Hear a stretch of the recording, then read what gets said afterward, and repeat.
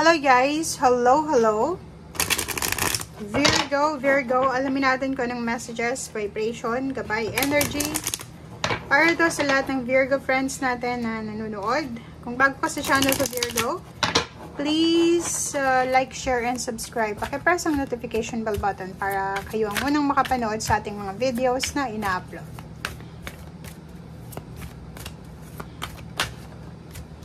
Okay, love life.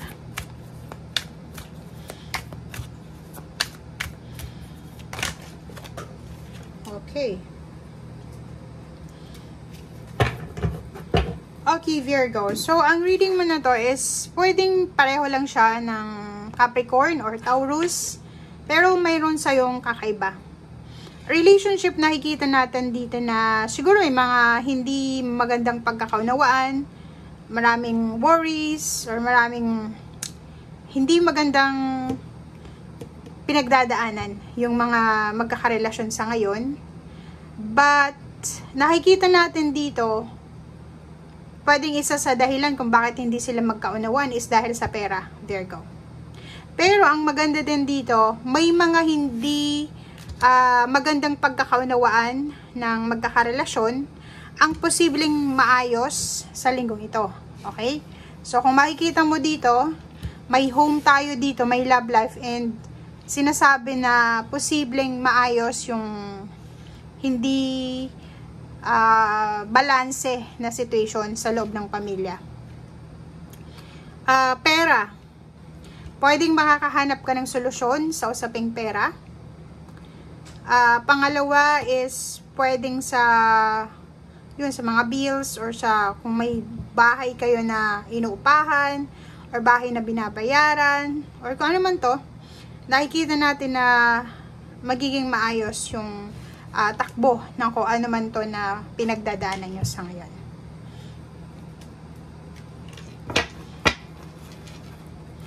Okay, there we go.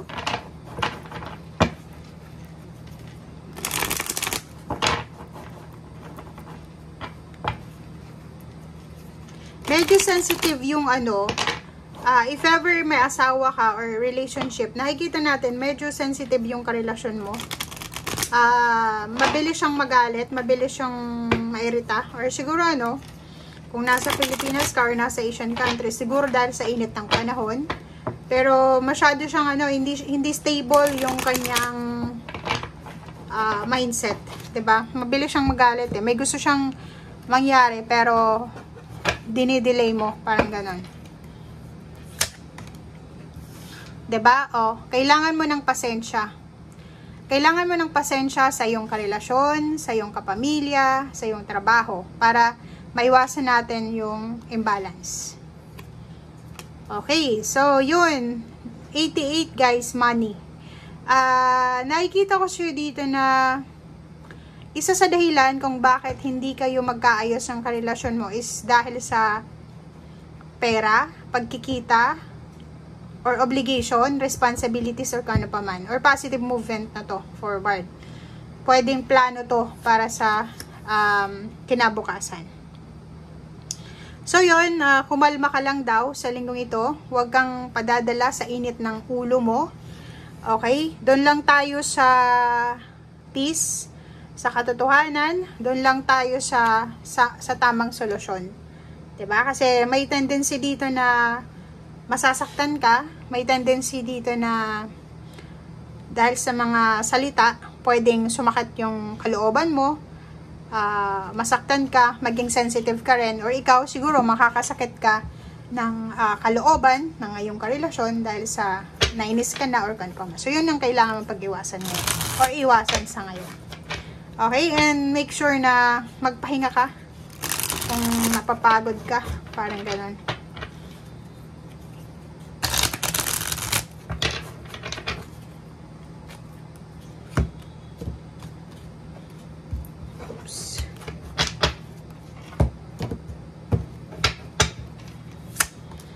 Okay. Good news para sa future mo. Good news para sa mga batang individual, like mga estudyante, sa mga anak, sa apo, sa pamangkin, parang ganon. Confirmation, graduation, preparation or kano pa man. So, maganda to. Kasi ito is parang, siya yung inspiration mo. Siya yung magbibigay sa'yo ng lakas loob. Okay, awakening. Oh. So, nakikita natin dito na may plano ka siguro na mag-travel sa linggong ito, or pwedeng yung travel plans mo ay posibleng mahang muna siya, hindi muna siya matuloy dahil sa email, sa chat, sa call, or sa message na matatanggap mo sa linggong ito or natanggap mo na. So, nakikita ko sa'yo dito na yun ang focus mo muna. Ang focus mo muna sa ngayon is yun, yung bigyan ng pansin kung ano yung mas importanteng kailangan na gawin sa ngayon, and kung ano yung sa alam mo na kailangan i-priority sa ngayon. Yun muna yung focus mo. Nakikita ko rin dito na etong mga financial or emotional problems na to ay posibleng ma-overcome mo siya. So, hindi naman talaga siya yung mahirap lagpasan, i-overcome. Kasi may solusyon naman dito.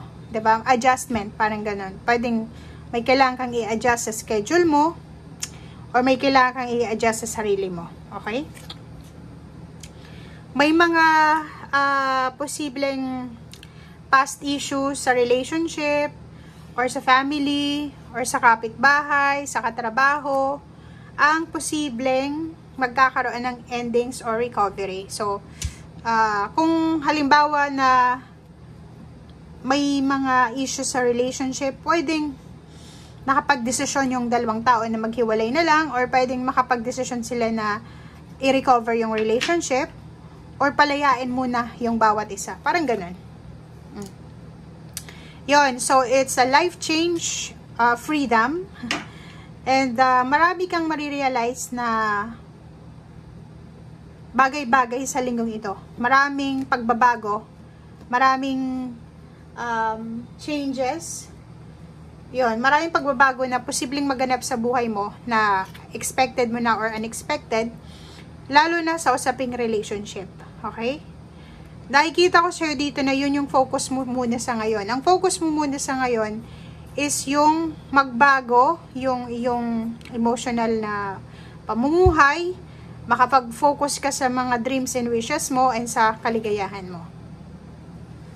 May pera din dito na involved. So, pwedeng may good news tungkol sa pera, may good news tungkol sa inheritance, lump sum of money, or kung ano man to. So, pa-comment ka sa comment section yung iba sa inyo dyan na mag-asawa, mag-boyfriend, mag-girlfriend, mag-nanay, mag-tatay, magkapatid na punong-puno sila ng vision, ng plano tungkol sa pera, stability, security ng pera, or sa stability and security ng relationship. So, kung ano yung plano nyo, i-share nyo naman sa comment section. Okay, so thank you for watching and see you again. Bye!